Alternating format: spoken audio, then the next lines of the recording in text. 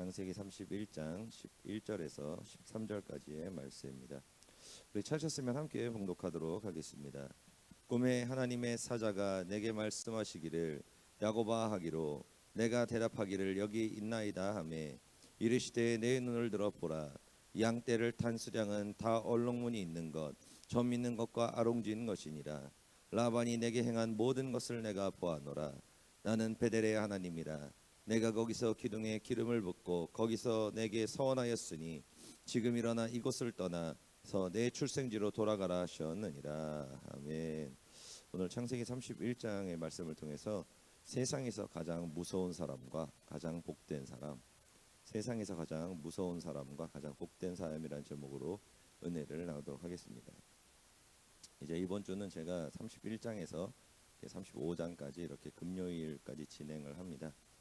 아무튼 기도 많이 하셔서 은혜 많이 받으시길 바랍니다. 자, 오늘 31장을 우리가 전체적인 내용을 보면은 크게 한 4가지 정도로 나눌 수가 있습니다. 뭐냐면은 충성을 다했는데도 불구하고 그 라반의 어떤 탐욕 때문에 착취를 당했죠. 착취를 당해서 억울해하는 그 야곱의 내용 말에 대해서 고백에 대해서 이렇게 적혀 있습니다. 그리고 그 다음은 그럼에도 불구하고 하나님께서 야곱을 돌보시고 아롱이 다롱이 사건의 기적을 통해서 하나님께서 베풀어 주신 그 놀라운 축복과 은혜에 대해서 또 얘기하고 있습니다.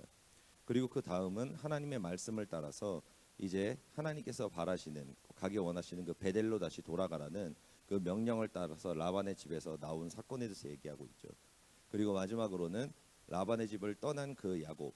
그런데 그 얘기를 듣고 3일 후에 그 얘기를 들은 그 라반이 억하심정을 품고 좋지 않은 마음을 품고 야곱을 추격해서 나아가는, 그런데 그 추격 가운데에서 하나님께서 그 라반에게 나타나셔가지고 건들지 마 이렇게 경고를 하셨죠.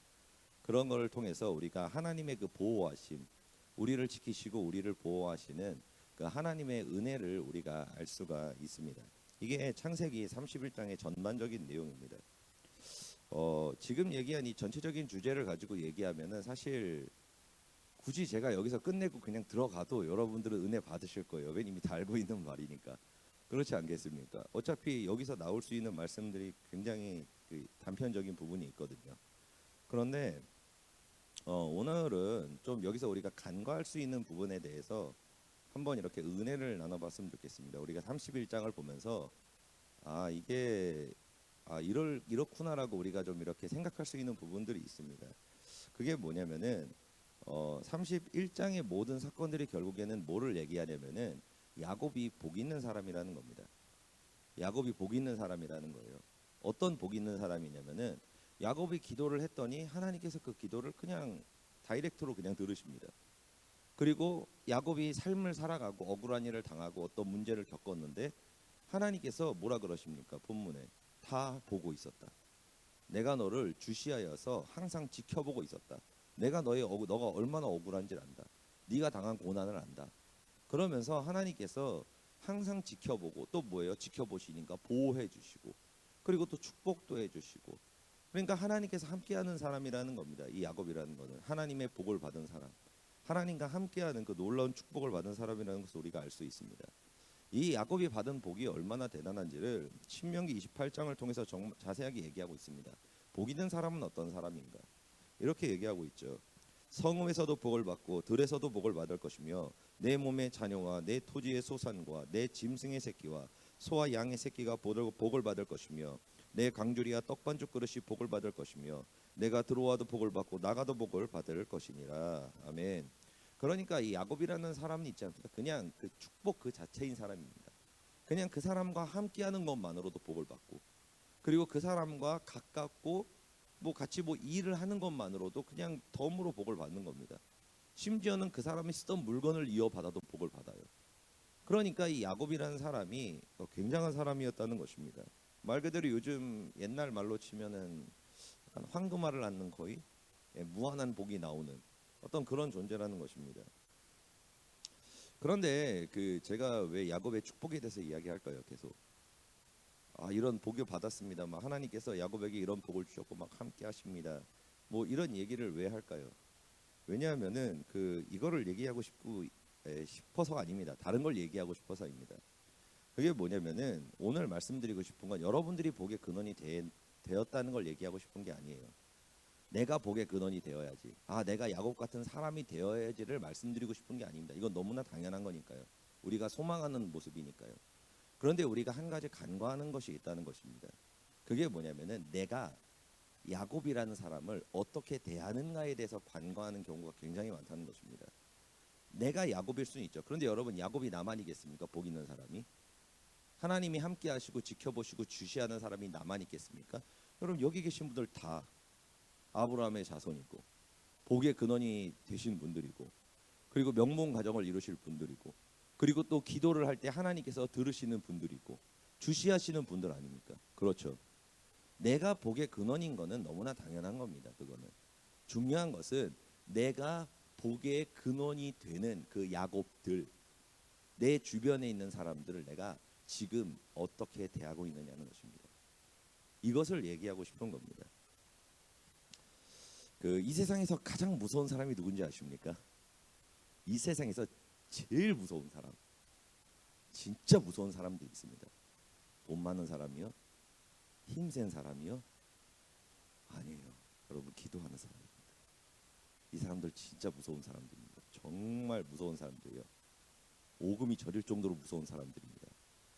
그리고 또 반대로 이 세상에서 정말로 대박인 사람들, 대박인 사람들, 그 사람들도 누구냐? 똑같이 기도하는 사람들입니다. 기도하는 사람들이라는 거예요. 왜 그러냐면은 창세기 12장 3절에 하나님께서 이렇게 말씀하셨습니다. 뭐라고 말씀하셨냐면은 너를 축복하는 자에게는 내가 복을 내리고 너를 축복하는 자에게는 내가 복을 내리겠다. 그런데 너를 저주하는 자에게는 내가 저주하겠다라고 말씀하십니다. 그러니까 내가 내 주변에 있는 그 야곱들, 기도를 들으시는 사람들, 하나님께서 주시하는 그 사람들을 내가 축복할 때 하나님께서 나에게 축복을 주시고, 내가 그 사람들을 저주할 때 하나님께서는 나에게 저주를 내리신다고 이렇게 말씀하신다는 것입니다. 기도하는 사람이라는 것은 마치 양날의 검과 같습니다. 양날의 검과 같아요. 내가 그 기도하는 사람과 어떤 관계를 맺고 그리고 어떤 삶을 같이 살아갔냐에 따라고 대하느냐에 따라서 내가 복을 받을 수도 있고 반대로 내가 저주를 받을 수도 있다고 성경은 정확하게 말씀하신다는 것입니다. 우리는 인류의 역사를 통해서 이 말씀이 진리라는 것을 너무나 잘 알고 있습니다. 기도하는 사람을 핍박했던 사람들, 기도하는 사람을 아프게 했던 사람들, 그 사람들이 인류 역사상 이것은 아무도 벗어나지 못했습니다. 빠르면 그 대의 저주를 받습니다. 그런데 조금 늦으면 그 자녀들이 저주를 받습니다. 조금 늦어봤자 그 후손들이 저주를 받습니다. 그래서 끊어지는 역사가 일어나죠. 그래서 저주가 3, 4대까지 이른다라고 얘기한 게 뭐냐면은 그 가문이 끊어진다는 것입니다. 어떤 사람에게 기도하는 사람을 실족하게 한 자, 아프게 한 자, 그 사람들을 하나님께서 보복하셨다라고 성경은 정확하게 말씀하신다는 것입니다. 그래서 하나님께서는 갈라디아서 6장 6절을 통해서 이렇게 우리에게 말씀하십니다. 뭐라고 말씀하시냐면은 가르침을 받는 자는 말씀을 가르치는 자와 모든 좋은 것을 함께 하라. 아멘. 아멘. 왜 이 말씀을 하시냐면 이게 바로 축복의 비결이기 때문입니다. 내가 열심히 일을 해서 복을 받는 게 아니라 내가 뭔가 열심히 막 심었기 때문에 복을 받는 게 아니라는 것입니다. 복은 어떻게 받냐면은 나를 가르치는 자, 나에게 말씀을 전하는 자, 나에게 은혜의 꼴을 먹여주는 자의 마음을 기쁘게 할 때, 그리고 그 마음을 행복하게 할 때, 그리고 기도하는 사람들, 믿는 자들의 마음을 시원하게 해줄 때, 그때 뭐가 임한다고요? 하나님의 축복이 임한다라고 우리에게 말씀하신다는 것입니다.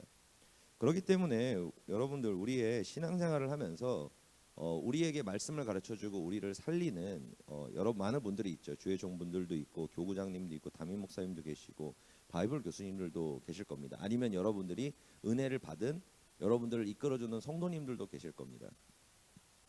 그 분들에게 어떻게 대하느냐에 따라서 하나님께서 나와 내 자녀와 내 후손에게 복을 줄지 아니면은 저주를 줄지에 대해서 결정하신다고 주님께서는 분명하게 말씀하신다는 것입니다. 이것이 바로 뭐냐면은 이것이 영적 법칙입니다. 이것이 영적 법칙이라는 것입니다. 우리가 믿는 자들에게, 기도하는 자들에게, 그리고 또 하나님의 말씀 가운데 나아가는 자들에게 인색하면 안 됩니다. 인색하면 안 되고 여러분들이 복을 받고 싶은 만큼 여러분들이 그렇다고 뭐 이렇게 뭐 심고 거두고 막 그런 마음이 아니고요. 선한 마음으로 은혜의 마음으로 섬기는 것이 굉장히 중요한 것이라고 말씀하십니다. 그렇다면 우리가 어떤 마음을 가지고 섬겨야 될까? 마태복음 20장 40절에는 너희가 이런 마음을 가지고 너희 주변에 있는 그 믿는 자들을 그리고 또 너를 가르치는 자들을 섬기라고 말씀하십니다. 뭐라고 말씀하시냐면은 내 형제 중에 지극히 작은 자 하나에게 한 것이 곧 내게 한 것이라. 아멘. 아멘. 그러니까 뭐예요? 예수님을 섬기는 마음으로 섬기라는 것입니다. 왜요? 그가 복의 근원이기 때문입니다. 그리고 그가 나를 축복할 사람들이기 때문입니다. 그렇기 때문에 내가 그 사람의 마음을 뭐예요? 내가 섬기는 그 사람의 마음이 감동을 합니다. 그럼 뭐예요? 예수님께서도 감동을 하신다는 거예요. 그리고 그 마음을 기쁘게 하면 어때요? 예수님께서도 그 모습을 보면서 기뻐하신다는 것입니다. 그렇기 때문에 주님께서는 우리에게 너가 복의 근원이 되는 건 당연한 거라는 거예요. 이건 굉장히 당연한 겁니다. 그런데 우리가 처음에 말씀하셨던 대로 간과하는 것. 내 주변에 있는 사람들에게는 내가 어떻게 대하는가? 나는 분명히 하나님을 섬기고 사랑하고 최선을 다하는데 왜 나에게는, 내 가정에는, 내 자손에게는 복이 임하지 않는가? 그러면은 우리가 이 부분도 고려할 필요가 있다는 것입니다. 왜냐하면 우리가 섬기지 않기 때문입니다. 라반같이 탐욕을 부리기 때문이라는 것입니다. 라반에게는 굉장히 중요한 축복의 기회가 왔습니다. 복의 근원이 그 옆에 붙었거든요. 복의 근원이 같은 가족이 되었습니다. 그런데 라반은 야곱을 섬기지 않았습니다. 라반이 본인의 힘으로 복을 받은 게 아무것도 없어요. 다 야곱이 복의 근원이니까 야곱이 있으니까 하나님이 복을 부어주셨던 겁니다. 그런데 그것을 깨닫지 못했습니다. 기도하는 사람의 위대함을 그는 알지 못했습니다. 그러니까 뭐예요? 본인이 복을 받을 거라고 생각을 했죠. 내 힘으로, 내 능력으로. 그러니까 야곱을 질투하기 시작하고, 그리고 야곱을 공격하기 시작하고, 그리고 이제 결국에는 황금알을 낳는 거위의 배를 갈라버렸죠. 갈라버렸습니다. 그리고 나서 모든 축복이 다 떠나버렸지 않습니까? 그리고 나서 하나님이 굉장히 무서운 말씀을 하셨죠. 여러분 오늘 나온 이 말씀이 굉장히 무서운 말씀입니다. 뭐냐면은 라반이 내게 행한 모든 것을 내가 보았노라. 여러분 이거 무섭지 않으세요? 이거 여러분 굉장히 소름 돋는 말이에요. 이게 소름 돋는 말입니다. 이게 무슨 뜻이겠어요? 내가 다 봤어. 너가 떠나는 순간 걘 죽었어. 여러분 이렇게 말씀하시고 여러분 라반이 어떻게 됐을까요? 성경에 적혀 있진 않지만 말 그대로 없어졌을 겁니다. 그 후손들이 없어져 버렸을 겁니다. 여러분들이 하나님이 여러분들에게 얘기할 때 어떻게 얘기하실까요? 이 단어. 그러니까 저를 예비하자면 이렇게 얘기하는 거죠. 기수가 너에게 행한 모든 일을 내가 보았노라. 근데 이게 소름 돋는 일일 수도 있고 말일 수도 있고 아니면은 굉장히 축복된 말일 수도 있다는 것입니다. 여러분 라반은 이것을 알지 못했습니다. 그리고 사울도 알지 못했죠. 사울 왕도 똑같죠. 라반이랑 보면은 하나님께서는 우리에게 이 성령의 인물들을 통해서 그렇게 말씀하시는 것입니다. 너희 옆에 기도하는 사람이 있다면 너의 직장에 그리고 너의 후배가 아니면은 주변에 있는 사람이 아니면 또 가족이 기도하는 사람이라면은 그 사람에게 잘해주라는 겁니다. 왜냐하면 그 사람이 너의 직장을 복되게 만들 사람이고 그리고 너의 가문을 복되게 만들 사람이고 그가 바로 너의 운명을 바꿀 너의 은인이라고 주님께서 말씀하신다는 것입니다. 우리 옆에 있는 분 잠깐만 흘겨보시기 바랍니다. 옆에 계신 분들 이렇게 아름다운 눈으로 흘겨보시고 여러분 그 옆에 있는 분들 굉장히 무서운 분들입니다. 진짜 무서운 분들이에요. 거기 옆에 있는 분이 이렇게 딱 무릎을 꿇고 두 손을 모으고 하나님 쟤 좀 보래요. 끝장입니다. 진짜예요. 여러분 진짜 무서운 기도입니다. 쟤 좀 보래요 하고 울잖아요. 그럼 이제 하나님께서 성경에 뭐라고 했냐면은 화를 당기시고 계신대요. 죽이려고. 뭐 때문에? 그 하나님을 믿고 사랑하는 그 사람의 눈물의 기도 때문에 하나님께서 심판의 화살을 준비하신다고 말씀하십니다. 그런데 또 옆에 있는 분들에게 잠깐 좀 이렇게 좀 사랑스러운 눈을 흘겨보시기 바랍니다. 한 번만 더요. 옆에 있는 분들 이렇게. 예. 옆에 있는 분들은 참으로 복된 분들입니다. 왜냐하면은 여러분들의 삶을 축복할 분들이기 때문입니다. 여러분들의 자녀를 축복할 분들이기 때문입니다. 그리고 여러분들의 가정을, 여러분들의 가문을 명문 가정으로 만들 수 있는 그 축복의 열쇠를 가지신 분들이기 때문입니다. 하나님께서는 우리에게 말씀하십니다. 이 땅에 있는 계명은 두 가지밖에 없습니다. 하나님을 사랑하는 것이고 이웃을 사랑하는 것입니다.